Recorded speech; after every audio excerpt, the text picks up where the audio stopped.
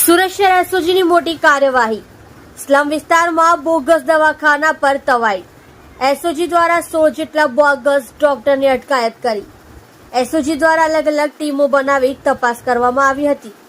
શહેરના સ્લમ વિસ્તારમાં મોટા પ્રમાણમાં બોગસ ડોક્ટરનો રાફડો ફાટ્યો છે। શહેરના રોગચાળાની સ્થિતિમાં આવા બોગસ ડોક્ટરો સામે એસઓજીની લાલાક। એસઓજી દ્વારા આરોગ્ય ટીમને સાથે રાખી કાર્યવાહી કરી। સર, કયા વિસ્તારમાંથી આ ડૉક્ટરો પકડાય છે? કેટલા ડૉક્ટર? આજે એસઓજી દ્વારા જે બોગસ ડૉક્ટરો હોય છે એની માટેની એક મુહિમ ચલાવવામાં આવી હતી।